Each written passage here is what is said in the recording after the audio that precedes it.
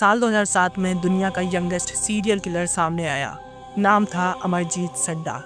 इसकी उम्र सिर्फ 9 साल थी और सिर्फ 9 साल की उम्र में इसने 3 लोगों को मारा था। और जब पुलिस ने इंटेरोगेशन किया तो ये बिल्कुल भी रोया नहीं था, बल्कि इसने एक बिस्किट मांगा था इंटेरोगेशन शुरू करने से पहले। आइए शुरू से बताता हूँ। साल 2006 में अमरजीत सड्डा एक फैमिली फंक्शन में गया था अपने परिवार के साथ, और वहीं पर उसने अपने चाचा की 6 महीने की बेटी को गला घोंटकर मार दिया था। जैसे ही ये बात उसके परिवार वालों को पता लगी तो उन्होंने कोई पुलिस में कंप्लेंट नहीं की, बल्कि उसे डांटा, समझाया और भूल गए। लेकिन ये कहानी यहीं पर रुकने वाली नहीं थी। कुछ महीने बाद उसने अपनी सगी बहन को भी मार दिया था, और जैसे ये बात उसके माँ बाप को पता लगी तो उन्होंने फिर से कुछ नहीं किया, बल्कि उसे डांटा, समझाया और सोचा कि ये सुधर जाएगा। लेकिन एक बार फिर उसने यानी कि 2007 में उसने अपने पड़ोस की एक लड़की के साथ सेम किया, यानी कि गला घोंटकर मार दिया।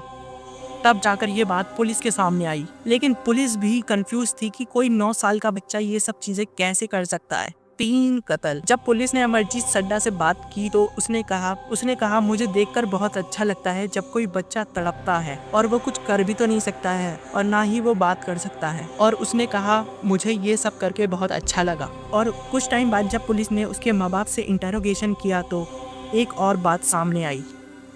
उसके माँ बाप कहते हैं कि हमने ये सब चीज़ें किसी को इसीलिए नहीं बताई क्योंकि हमें लगता था कि वो सुधर जाएगा। लेकिन उसके सुधरने का इंतज़ार करने का नतीजा क्या हुआ?